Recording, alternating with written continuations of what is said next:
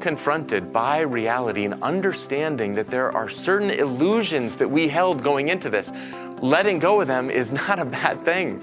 It allows us to have a different source of grounding. But the question is, when we hit those seasons of disillusionment, what do we do? And I would believe that right now, the common response to disillusionment is descending into cynicism.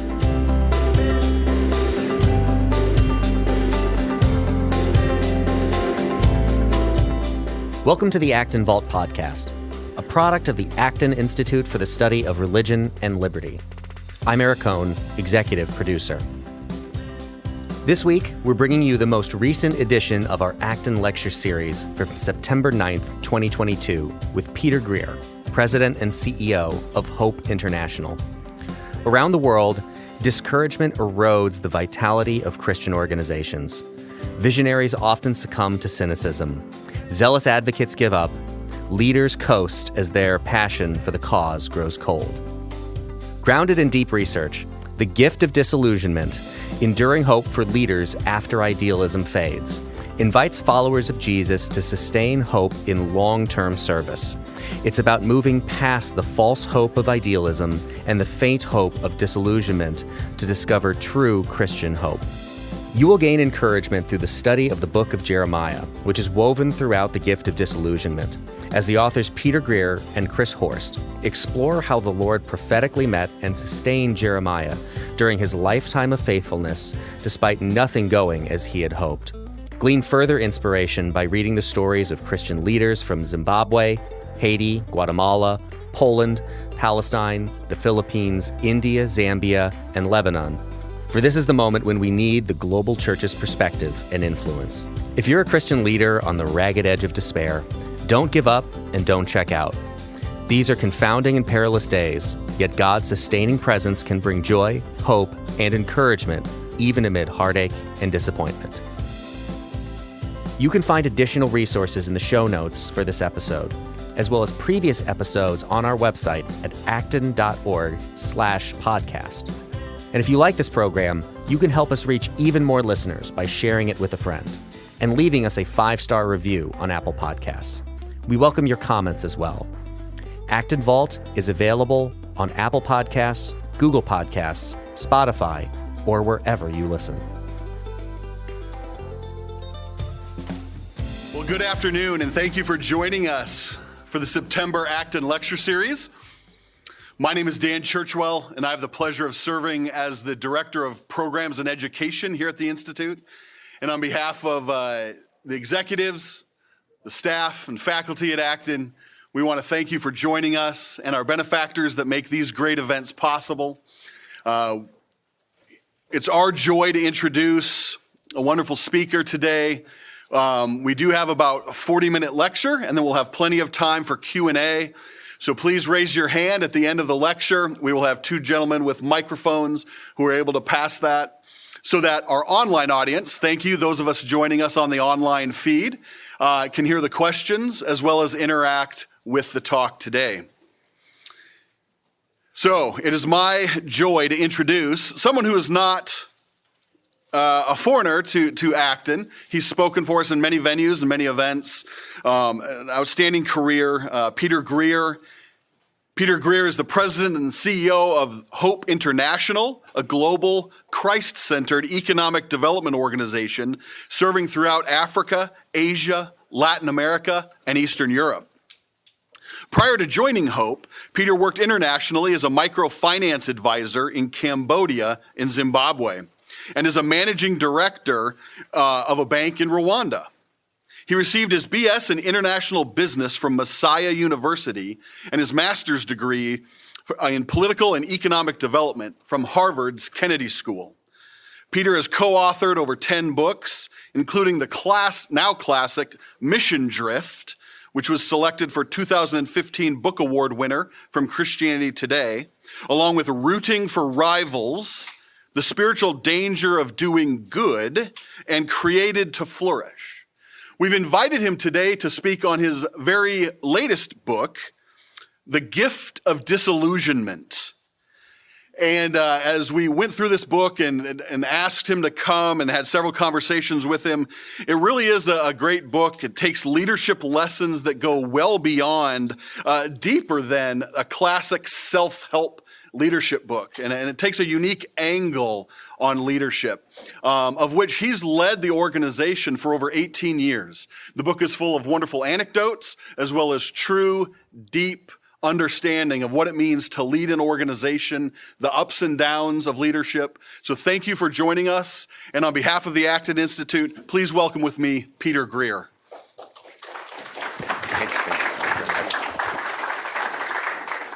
Thank you, Dan. And it is always good to be back in Grand Rapids, always good to be with the Acton Institute. And when I think about people that I resonate with, it is this group of people. The way that this group engages deep thought with action in ways that make a positive impact in our world. I just love being here.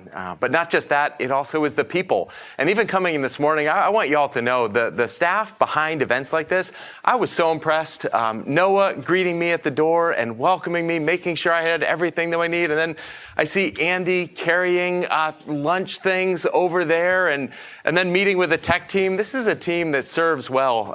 So thank you to the behind the scenes team of Acton, Dan, Noah, and the entire team. So grateful to have this time with all of you. And to talk about something that has been a journey that I've been on over the last few years. But just one more special thanks. Professor A and the Potter's House, I am so glad that you guys are here. Students taking your lunch to be here with us. And a special welcome, my nephew, the other Peter Greer. Great to have you here as well, but thanks to the Potter's House. But this is something that I would say has really been a lifelong journey. This topic that we're going to cover today is something that I have been living and experiencing. And I guess I wanted to tell a little bit of the backstory on this. But when I was in college, I had the opportunity to study in Russia. And I had grown up going on mission trips. I always had this interest in missions. And then I also had this interest in business.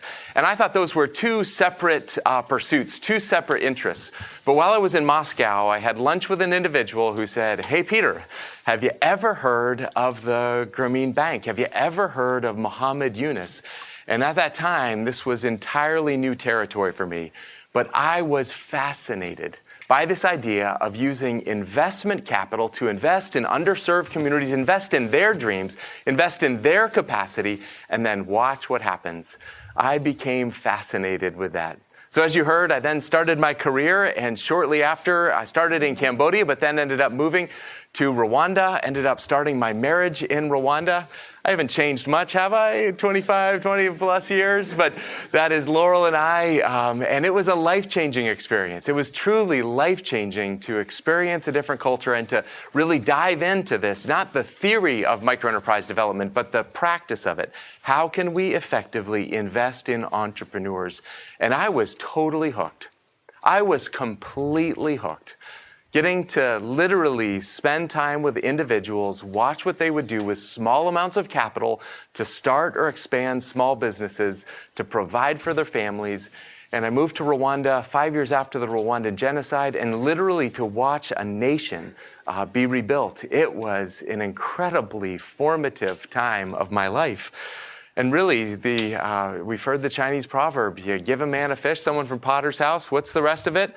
Eats for a day. Teach a man to fish and he eats for a lifetime. That's it. And so literally having that opportunity. And as I was there, when things couldn't get any better, one of the artists that I love, Bono from U2, he starts talking about the tools of microenterprise development and microfinance. And he does a twist.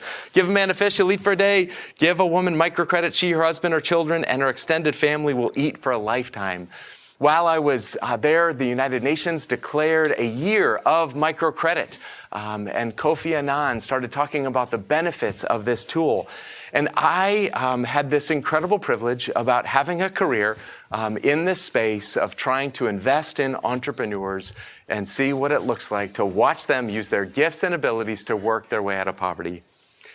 That has been my career, and it has been amazing. But I've also come to realize it is hard.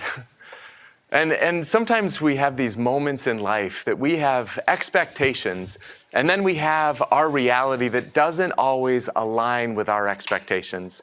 And so we can see this in a variety of places we think it's going to be like. And I don't know, John, when you started the Potter's House, what you thought it was going to be like, and then you jump in. And my guess is there's some twists and turns along the way, some challenges, or you step out and join the Acton team, and you have expectations about what it's going to be like. And then you realize reality is a little bit more complex than that. But I find this misalignment of expectation and reality, I find it to be wonderfully presented on Pinterest. Does anyone enjoy Pinterest? I do too. I think it's always interesting, but there's a part of Pinterest that I find the most fun, and it's the Pinterest fails. Have you ever seen those? Where you have these ideas about what it's going to look like, and then you say, I'm going to try that, and then it doesn't actually align. Your expectation and your reality are misaligned. So you see this beautiful cake, and then you're like, I'm going to try that, and then it doesn't quite look like you thought. I thought this was a good one. You know, it's this fall, and what a gorgeous day in Grand Rapids. It's time to get the pumpkins. I mean, you feel fall in the air, you see this beautiful image, and you try to put your kid in a pumpkin, and it looks a little bit different on that. Or, you know, the bedtime images, you imagine your kids in perfect harmony, and then it just doesn't quite turn out like you thought on that. But I think for a lot of us that are engaged in service, we have our own images. We have our own expectation and our own reality. Growing up, I had this image about what was going to be accomplished on a short-term mission trip, and I did a lot of them as a kid. And then you read When Helping Hurts, and you realize not all good intentions have good results, and expectations, what I thought it was going to be like, and then realizing what it actually is like, oftentimes are misaligned. Our family has been involved in a foster care journey, and when we started going through the training, on the walls of all of the different rooms that we had the training events, there were these beautiful pictures of sunset beaches, of beautiful images, and it was just beautiful bliss. My experience is that they also need some pictures like this alongside that, because it has been the single most difficult thing that we have ever done as a family. It has been emergency room visits, panic attacks, and I hate that anything we experienced as a family is just a taste of what we know these kids have experienced. Our expectation and our reality were mismatched. And then we know that this is also coming on the heels of a very turbulent few years. My world got turned upside down in 2020 as COVID impacted the places that we serve. And not only that, but it also impacted all of us in the way that we work, trying to figure out how to do schooling from home, how to figure out when you can't be physically together, how you lead an organization. I had moments that I did lock myself in the bathroom and literally did videos for the world if they could only see the backdrop of me standing on a toilet with my camera precariously balanced. It was pivot after pivot, challenge after challenge. And we know that the cumulative toll of the last few years is a level of discouragement and disillusionment for us as a society right now. The stats are bearing this out. One of the stats that we see is that 49% of teachers report a desire to quit or transfer schools, according to the American Psychological Association. 1 out of 2 are thinking, how do I get out? Not just that, but also in pastors. 38% of U.S. pastors, according to Barna, have thought about quitting full-time ministry in the past year. They're saying, this is too hard. This is not what I signed up for. And they're saying, how do I get out? And it's worse in the healthcare field. A report recently said that 90% of nurses are considering leaving the profession in the next year. And again, in my world, watching what happened in the places that we serve, watching 100 million people fall back into extreme poverty in the places that we serve, and thinking about our work in Haiti, having the assassination of the president, and then having another earthquake. This is one of our church partners, and literally getting texts and emails about the reality of challenge after challenge, of kidnapping and challenge. And then on top of that, our work was founded in Ukraine, and we still have 50 staff members in Ukraine, and watching the invasion, watching the impact. If you've heard reports in recent days about the Zaporozhye nuclear power plant, we have staff in very close proximity to that, and the threat of a nuclear meltdown has an impact on a nation, has an impact on a world, but it has an impact on my friends as well. And just lastly, to round out this wonderfully cheery introduction of that, on top of that, it has felt like we are in a season of being let down by our leaders as well. And at the Acton Institute, we heard about the rise and fall of Mars Hill. And again and again and again, it feels like we are hitting challenge after challenge after challenge. And I think back to this, just my own journey, and I think back to where I started. I started in a place of youthful idealism. And this in no way is to diminish the benefit of youthful idealism. We need idealists in our world. We need youthful energy. We need individuals that believe that it's possible to go out and make positive change in our world. But we also have those moments when our idealism is confronted by our reality. And we come to realize that idealism is really a false hope. A false hope that is somehow a guarantee of success, a guarantee that good intentions will result in good impact. Good intentions will result in things going well for our organizations and our family, and that level of idealism does not last. My friend in India, John, he wrote this. He said, "There are days when it seems everything goes wrong." The song by the Shirelles, Mama told me there'd be days like this, right? There are days when it just feels like everything goes wrong. And the journey that starts in idealism almost always leads to a second step. And the second step is a time of disillusionment, when our deeply held beliefs and expectations are challenged by our circumstances, are challenged by the reality. And again, just thinking about my own journey, it actually started early as I was involved in microenterprise development. While I was away on my honeymoon, came back from that and realized some of my close friends had been involved in stealing money from the organization, and realizing, I thought we were aligned in mission. I thought we were aligned in heart. And then realizing there are very real challenges in this work.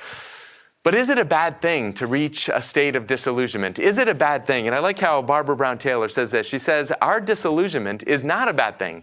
Take the word apart and you can begin to hear what it really means. Disillusionment, the loss of illusion, the end of make-believe. Is that a bad thing?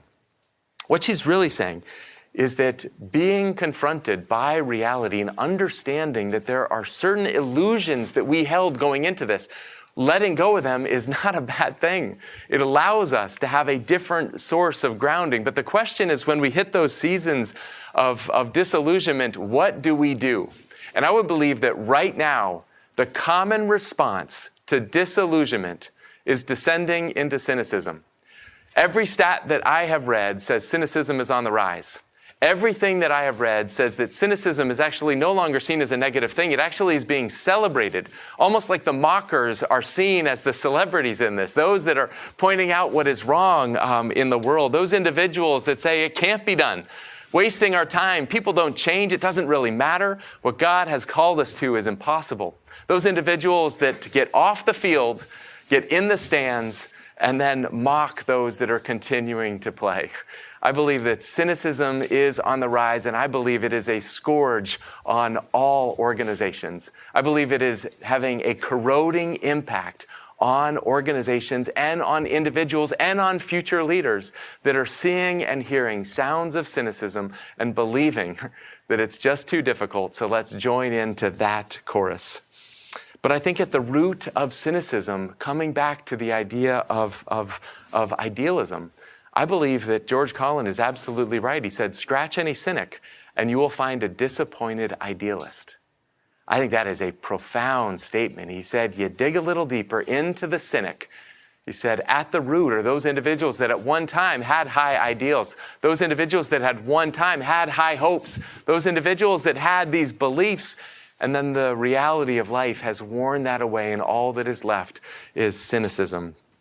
So in the midst of this, the question that I've been thinking about is where is hope in the midst of this? Like, where is hope? And not a hope in this idealism, but where is a grounded hope that actually will hold us when seasons of disappointment come? Is it possible to have a rooted hope? Is it possible to have something that will sustain us even in those seasons of incredible challenge? But I think there's an icon of hope in our culture. And it is a young individual with red hair. Annie, I think, is the icon of hope in our culture. And what is the promise of Annie? What is the promise? The refrain that she sings. The sun will come out tomorrow. This belief that tomorrow it's going to be okay. And then what did she say? She said, do a wager. I've got so much confidence in my idea of hope. I've got so much confidence. Bet your bottom dollar that the sun is going to come out tomorrow. I have learned that that is a bad place to put your bottom dollar. That is a bad bet on that, because the reality is sometimes there are seasons of incredible challenge, and guess what comes next? In even more incredible challenge on that. And if your hope is rooted in an idealistic picture of it's just going to be all okay, it's just going to work out, I believe you will eventually succumb to cynicism or opt out completely from a life of service to others. I believe you will opt out if you have a false hope that is based in somehow this belief that it's all going to be okay. And yet I think as people of faith, oftentimes we do the same thing, don't we? What is the most popular verse in the Old Testament, in the Hebrew Scriptures? What is the most popular verse? Jeremiah. Jeremiah what? 29:11. And what does Jeremiah 29:11 say? These beautiful words. For I know the plans that I have for you, declares the Lord. Plans to give you hope in a future. And what do we do with those words? What do? We put them on sunset beaches. We put them on art and we look.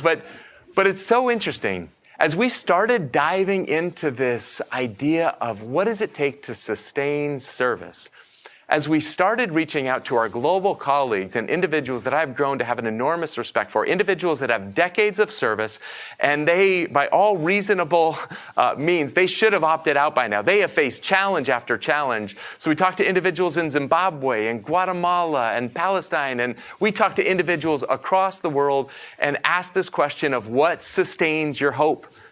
And in a surprising way, they kept pointing to Jeremiah, but you know what? They didn't just point to this verse.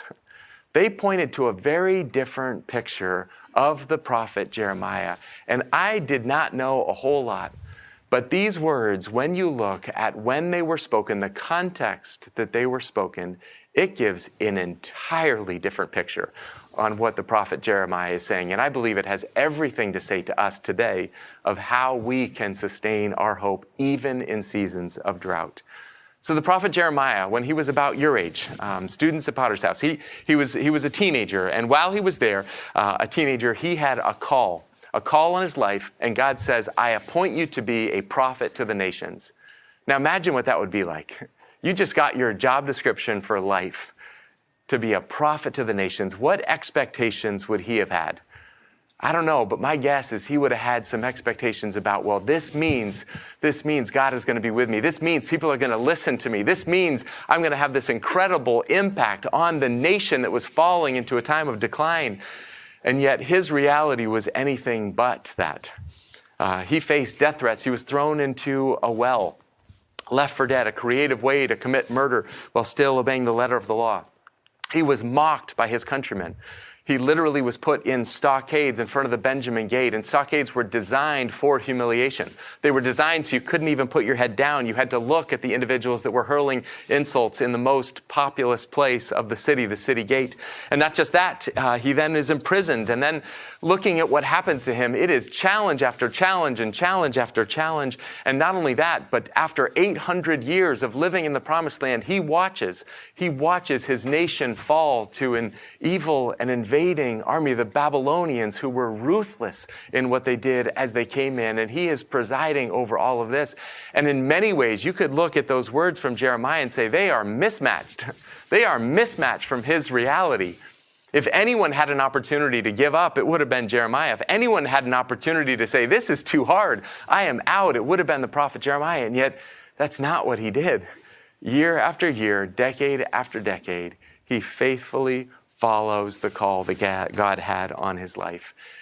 And there's one piece that I just want to share that Jeremiah shares in Jeremiah chapter 17 that I think is at the root of how Jeremiah was enabled to serve in the midst of drought conditions, and I believe has everything to teach us about how we serve in the midst of our droughts as well. But the book of Jeremiah chapter 17 has a story of contrast, and it starts out by saying this. It says, "This is what the Lord says.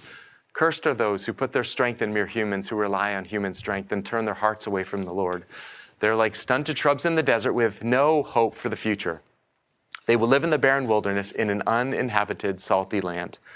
So what's he saying? In those moments of drought, in those moments of challenge, if you think you can engineer your own success, if you think on your own you can grit it out, if you think in your own strength you have enough resilience to sustain a lifetime of service, said that just is an insufficient source. Eventually break off and blow. One translation says that it's like the tumbleweeds. You will break off and blow away if when the challenge comes, you go inward and try to grit it out with just enough strength. But Jeremiah shares a very different approach. Instead of turning inward, he said, what would happen if we actually turned upward? And he said this, "But blessed are those whose trust is in the Lord and have made the Lord their hope and confidence. They are like trees planted along a riverbank with roots that reach deep into the water. Such trees are not bothered by the heat or worried by long months of drought. Their leaves stay green and they never stop producing fruit." What is he saying?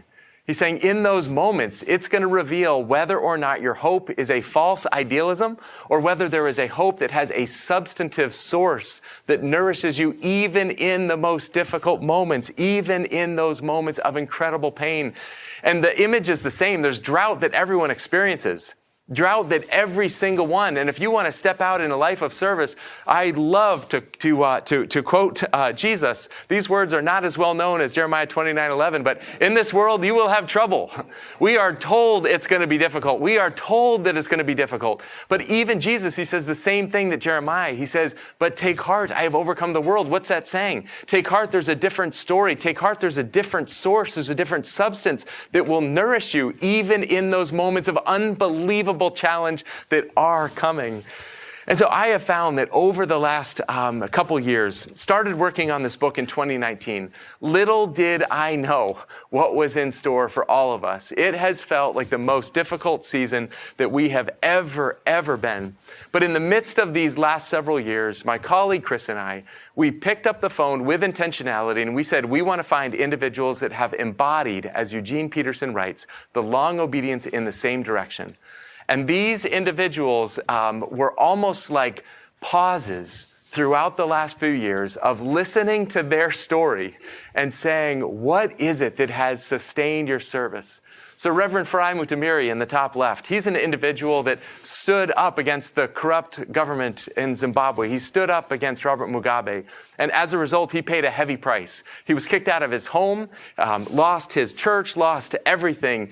He ended up going and having church under a tree. When they were eventually allowed back in their building, they would go to church bringing two things, their Bible and a wet cloth so that when the tear gas was thrown in, they had something to cover their faces as they would leave. That was his reality. And guess what he said? He said, in the midst of this, I preached Jeremiah. I went through that book of someone who understands what it is to be in exile and yet still hold on to hope. He said, that is what sustained our service. Joanne Lyon in the top right, she early on in her life, she was married to a pastor and she was completely disillusioned with the church. She was completely disillusioned. She saw what was happening within injustice in our country, and she saw that the church was on the sidelines and silent. She then went to Ethiopia and saw what was happening with the famine and came back and found a callous and indifferent church. And she said, if that's what the church is, I want out. She begged her husband to find a different profession. She wanted to find a way out, and yet she shares a moment in a hospital room that she was overwhelmed with the Holy Spirit and love for those individuals, and allowed her to have the cynicism that she had given into melt with a love for the individuals. And now she has spent her life loving the church that she was so disillusioned with, starting World Hope International and being an advocate for justice and mercy in our world. She did not give in to cynicism. And Edouard in the bottom right in Haiti, as we have had challenge after challenge in Haiti, he is someone who ended up figuring out this is hard work. But he had his hope that was rooted in a different place. And just like Jeremiah, he said, I know God has called me to love my nation, and there is no plan B. He has a hope that is rooted in his sense of calling and purpose in his life. And while these are just a few stories, I believe that the world right now is being inundated with bad news. And I believe we as a group, we as a community in Acton, you do this so well. I think we've got to start elevating stories of not what's wrong with the world, but individuals that have figured out how to serve, to turn off the doom scrolling and to turn on conversations with individuals that have sustained a lifetime of service, that gritty perseverance, that rooted hope, and to say, what is it that has sustained your service? That is what I want to be a part of in my life, and to elevate those stories. So here's the journey that we heard again and again. Journey that starts with idealism, but that really is a false hope, leading to disillusionment when hope feels really, really thin, and then that being the pivotal moment. Do we turn inward, give in to cynicism, or do we turn upward and find an enduring hope that will allow us to sustain our service? And that is my hope for all of you, that you would find that you would experience that, and especially you that are on the earlier side of your life and service, that you would find the gift of a rooted hope that will allow you to serve for a lifetime. So thank you. That is why I believe disillusionment can be a gift. Start with a cynical question. Great talk. Thank you. So when you look at the microfinance world, kind of where you opened up, obviously I've got a friend in Hungary I was just talking with this week, and their energy prices are going through the moon. And her comment was, now our fear is that since we can't pass all this expense on to customers, because if we do, they'll just go buy it from China, which will save them a small fortune, this kind of path of least resistance. In the microfinance world, how do we kind of help people pivot off that path of least resistance and continue to work with smaller countries and folks that you've done microfinance with? Yeah. That's not a cynical question, Kurt, on that. But, I love your point about the way that the global economy is connected. Again, just because we were talking about Haiti, the price of a gallon of gas not long ago surpassed $20 that our staff were paying per gallon on that. And anything that has to be imported, everything is more expensive in the places that we serve. On that. So it is causing a significant impact around the world. What I have also found, though, is do not underestimate the way in which God has wired every single one of us with creativity. And I've continued to see, even in those situations that seem really, really challenging, if you gather a group of people together and you provide access to some training and capital, and don't try to come in with all the solutions, enable, equip, and listen, it's amazing to see what incredible solutions there are. Right now, we have found a growing attention for us in agriculture. One of the other issues with Ukraine is it has disrupted global markets, and the opportunity there is for more production.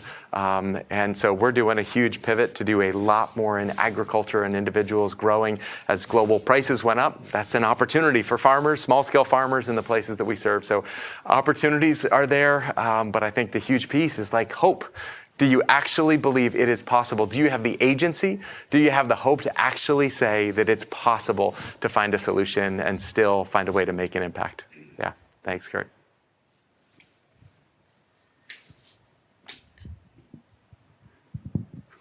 Hi, Peter. I wonder if you would comment a little bit on, at least what I perceive to be a growing tension for a lot of agencies, a lot of nonprofits, to distance themselves from their Christian identity, from their faith motive. You talked about being involved in microfinance, which has brought a lot of promise, but if it's financial prosperity on its own, it seems like it carries with it also the potential lie that Jeremiah is warning against about putting your hope in mere human means. And my work in the nonprofit world, I see a lot of human services organizations that were founded with a Christian background, receiving pressure from funders, receiving pressure from a lot of places to distance themselves from their faith. And so how do you balance that? How do you manage that? It seems related to the cynicism conversation, particularly as it's directed towards the church. No, I so appreciate that. And if you're interested, I'm happy to get you a copy. Chris and I wrote a book called Mission Drift that is all about how to make sure that we don't lose what matters most in that process. And I think you're absolutely right that there was a time that it was possible to kind of be in both spaces, to enjoy some of the benefits of having in Christian identity, but maybe not woven into all aspects of practice. And I think increasingly it is very difficult to try and do that. So I think there's a moment to say, what do we actually believe? What is our theory of change? What do we actually believe? And I think for us as an organization, it's exactly as you shared. We believe, as Jesus said, it's possible to gain the whole world and yet lose what matters most. We believe there is more than just financial prosperity. And so that means that we are intentional for us as an organization about sharing the hope of Jesus as we do our work. That is not going to be popular with all circles. It is not going to allow us to receive funding from all sources, but it's who we are. And we would rather be true to that than any sort of a compromise on that would enable growth. So what does that mean? It means we got to be clear on mission over money.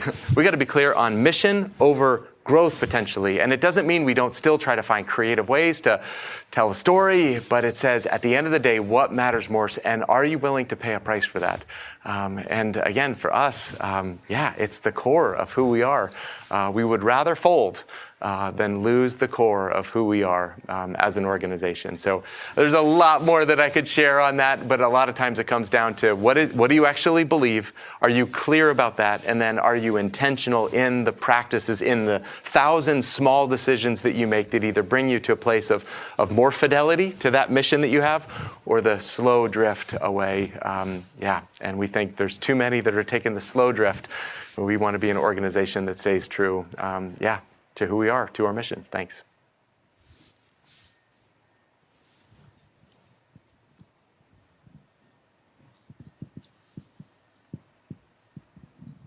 Thank you for being here. I have a question about how do you represent disillusionment with hope for someone who doesn't have Christ as an anchor of their soul? So they turn inward, they don't have that.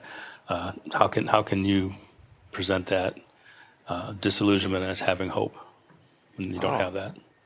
Yeah, I guess I would frame it a little bit differently of what an amazing opportunity to point to hope and the source of that. And look at the alternatives of nihilism. Look at the alternatives and then say, can I share what I believe as my source of hope? What has changed my life in that? So I would say, think about it a little bit differently. What a great opportunity to point to a source of hope. And for those that don't have it, I just find questions and listening to be wonderful arts of friendship and relationship as well. So even if someone is in that place of hopelessness, friendship, relationship, listening, trying to unpack, understand what is it at the source. And the stats, again, of what we're seeing, I could have included a lot more on this, but not only is cynicism on the rise, hopelessness is on the rise, and we're seeing the impact of that, and it breaks my heart on that. So I guess I would see it as an invitation to say, let's have a real conversation. What is the source of hope? What is the source of meaning and purpose? And is it possible that there's something that you're missing that might actually be an incredible gift. Thanks.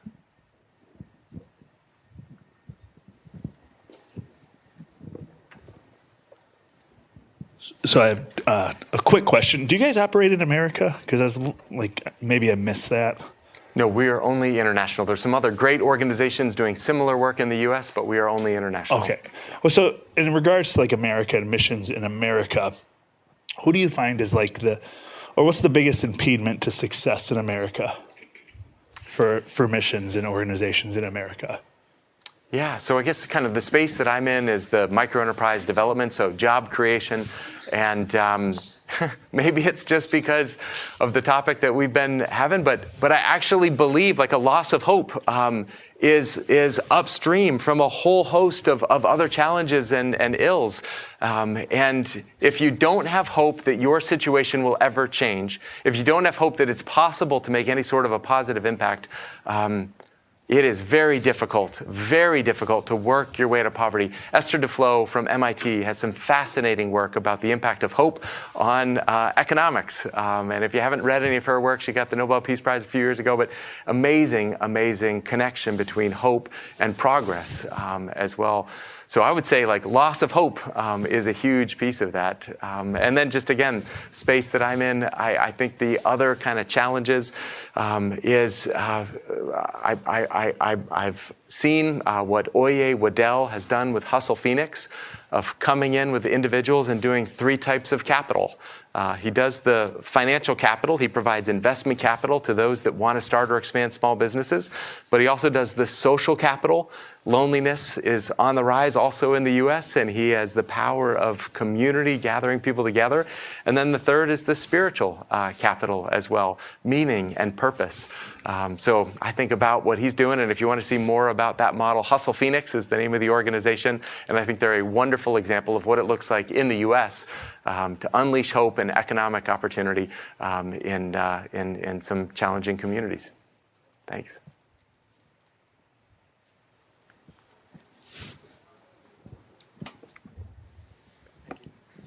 My name's Uri, and I want to follow up on Peter's question a little bit.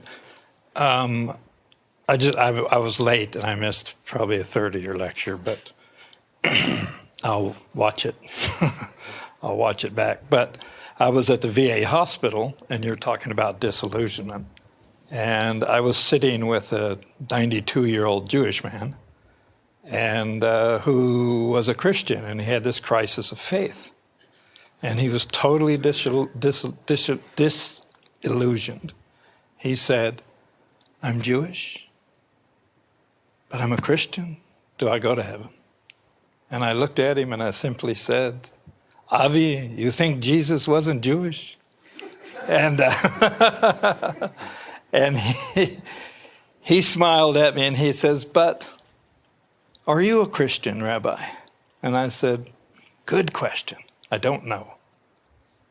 And so he looked at me and he says, "Well, what about your indecision?" And I said, "God will help me resolve that." But his question actually made me think about disillusionment. All right, now the follow-up. I run a re-entry in town for prisoners. And it's faith-based, it's non-denominational. But what the gentleman over here said is, he's exactly right. Actually, in Grand Rapids, if you are a religious nonprofit, there's over 600 nonprofits in Grand Rapids alone. Okay, huge. If you're in Grand Rapids and you run a religious nonprofit, the chance of you getting funding is really, really low. All right, because most of the corporates do not fund to financial institutions. So, talking about microeconomics and people that can bring money into the system helps everyone. For example, there are 28 faith-based beds in Grand Rapids. 28. There are none for women. 0. It's just horrendous. But yeah, thank you. Thank you, Ray. Thank you for what you're doing.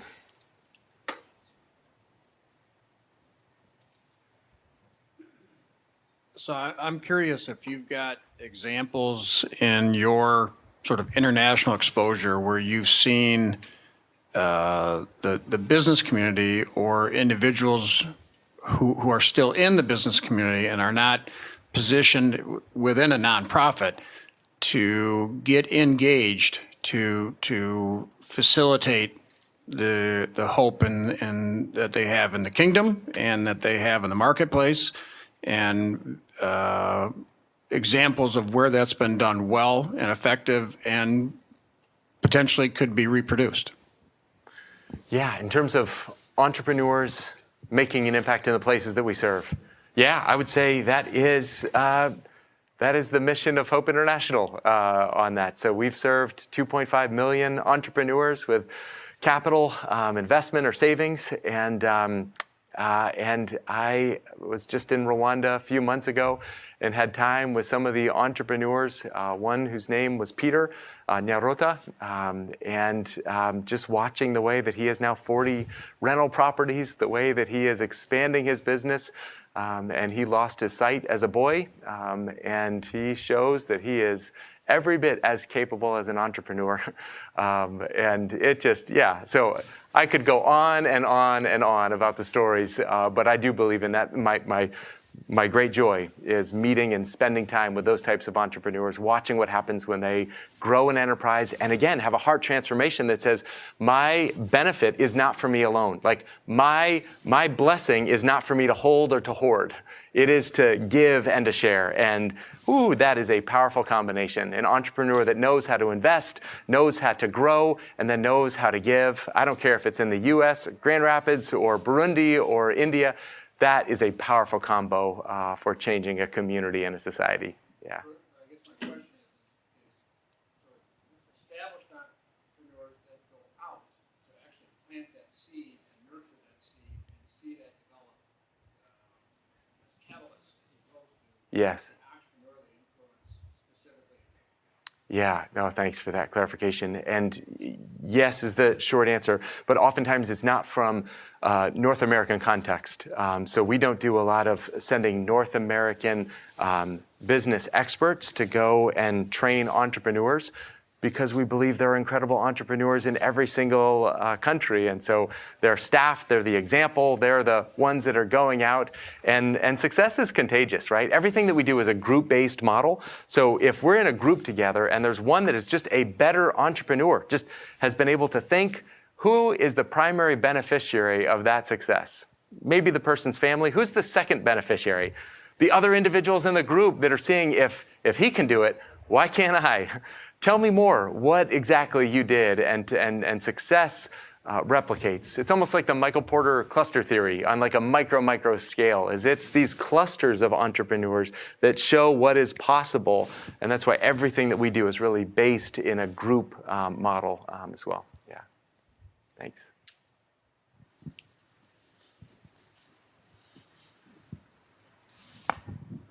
I'm wondering if you could share any of the institutional governmental hurdles that you've had to deal with. I'm certain that you can't just drop into a country and say, here we are.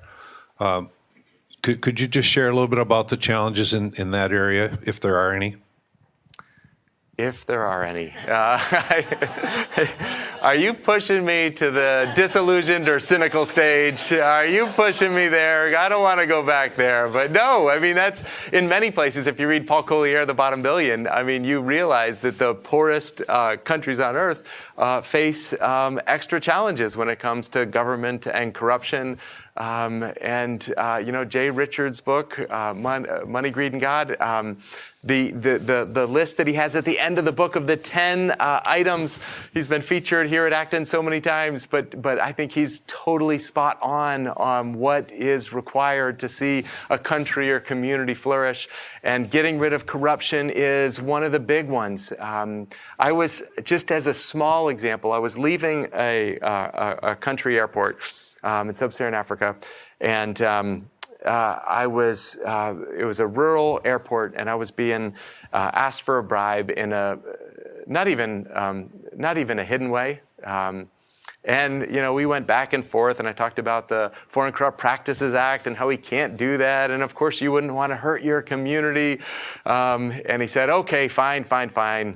You just have to pass the health inspection before you can leave. And then he pointed across the room to another desk. And as I'm walking over to the other desk, I see the same guy reach down, put a white lab coat on, and walk over to the health inspection. And we did the same thing again on that. And I was like, this is not good for investment to come into your community. And that was just a small glimpse of what day-to-day reality was like when you see government officials or police and you want to run the other way. I mean, that's not a good environment for investment to have. So corruption is a massive, massive one. The other one, if you read Hernando de Soto, The Mystery of Capital, he talks about how long it takes to register a business, to register a company, and that varies dramatically. How many barriers to entry are there if you want to be a micro entrepreneur? And in many places, there is no medium enterprises because it's better to stay under the radar or be so big that you can play the game with the politics. And yet, if you have a missing middle, that does not allow a country to grow or thrive on that. So whether it's regulation, whether it is corruption, I have a lot of stories on that. And what has broken my heart more than anything else is we've had to leave 3 countries because the environment was no longer conducive for us to be able to operate with integrity in that context. And I hate that then that impacts the entrepreneurs that we are there to serve. So that is a reality. And if anything pushes me into the disillusioned or cynical state, that's probably where I descend fastest. Yeah. I missed that. Do we have time for a couple more? Or are we good? All right, we have a couple more.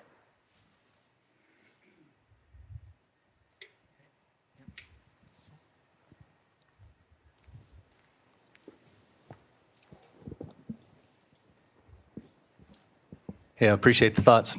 Not to get political here, but there's an old expression that, a young person will be a Democrat because they have a heart, and an old man will be a Republican because he has a head.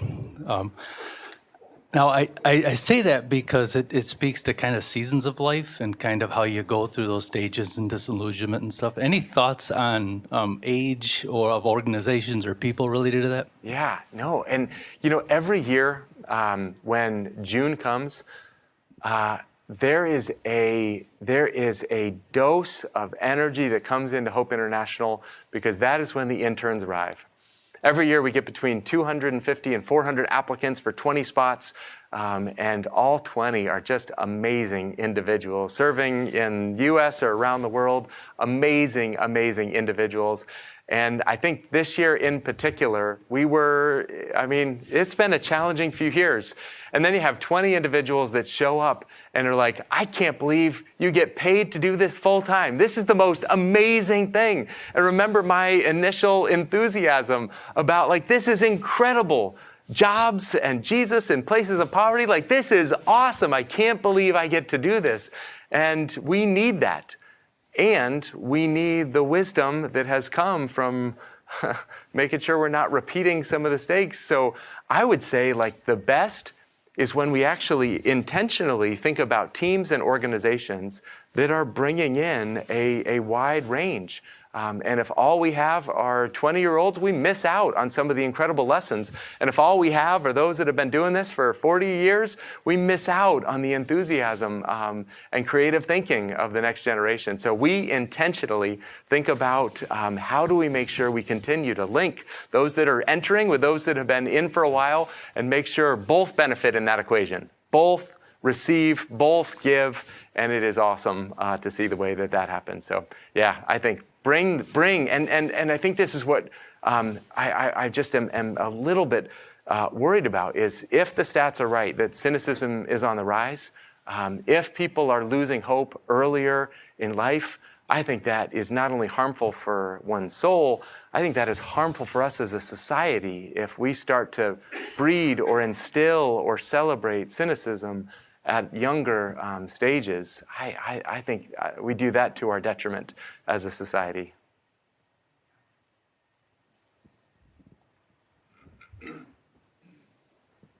So thanks so much, Peter, for your talk and walking through all of this with us. Question is, when you're seeing this increase in cynicism and all, and now that microfinance has been a movement that you guys are a big part of, but many other players, right? There's a big movement. It's gone on for now a few decades. With all of the massive trouble recently, has the whole microfinance movement started to decline through all that? Or is it even still somehow growing despite these massive challenges like COVID and others in the last few years? Yeah, it wasn't really with COVID, but I think there was something that happened in the 2000s when microfinance received a lot of attention. And, Muhammad Yunus, he's featured on The Daily Show. He was on The Simpsons. I mean, he became like an icon. Microfinance became like cool. Natalie Portman was traveling around the world. And so it really had this time of celebrity. And then on top of that, it was seen as an asset class that you could invest in, get high returns. It was not correlated with other parts of the market. And so there was a lot of capital that came in looking for returns. And the Comportamos in Mexico had a big IPO and made a lot of money. SKS in India made a lot of money. So there was a lot of money coming in at a time that there was a lot of attention. And I do think that there was a blowback on that for two reasons. One, they realized, some investors realized, wait a minute, we are not at all paying attention to the families that we're serving. We are maximizing our return. And there were some suicides from over-indebtedness in India. There were some huge challenges that came from, I would call it like, unconscionable capital, like just coming in a way that was not meant to do for the best of the individuals that are receiving it. So there was a bit of an implosion at one point, and I think we're in a far better spot that some of that oversupply has dried up, and now I think it's at a healthier state. The fascinating piece was what happened with COVID.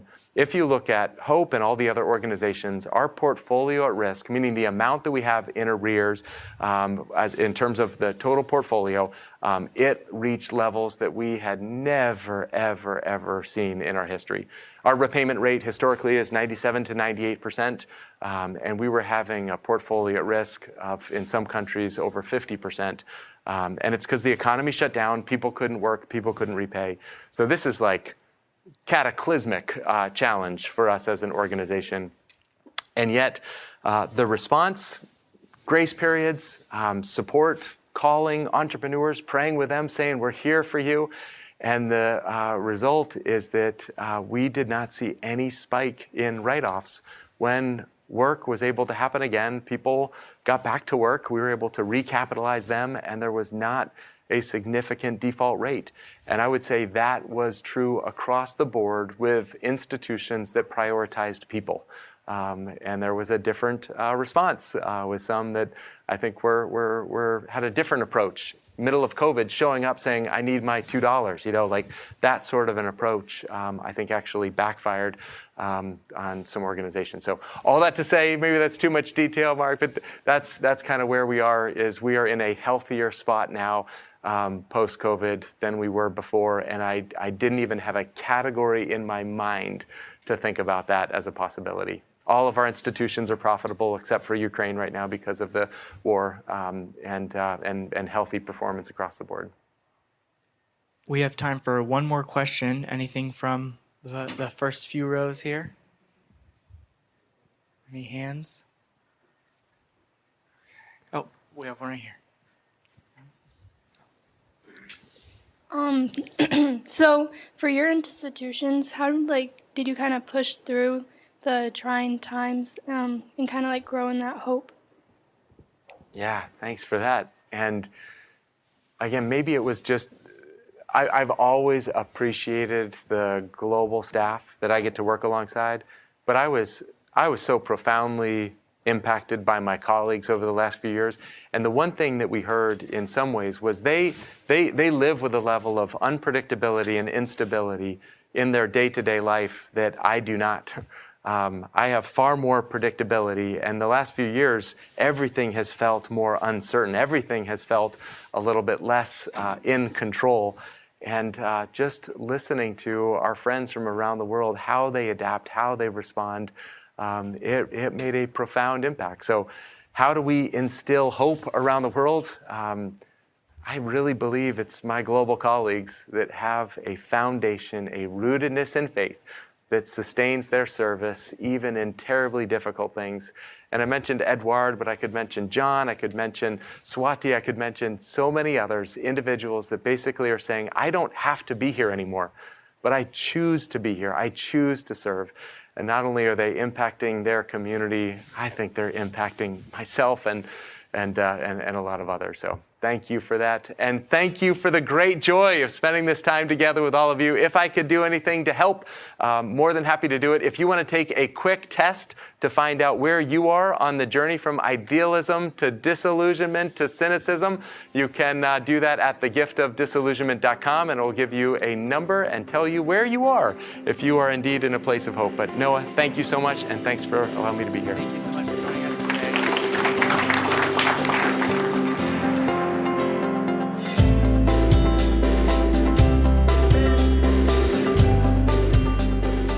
As always, thank you for listening.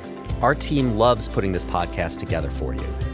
It's encouraging to hear from our listeners. Feedback is incredibly important to us because it lets us know what you'd like to hear more of, including the kinds of topics you're interested in most. If you have comments, feedback, or ideas for a show topic or interesting guest, you can email our team at producer@acton.org. Until next week, for Acton Vault, I'm Eric Cohn.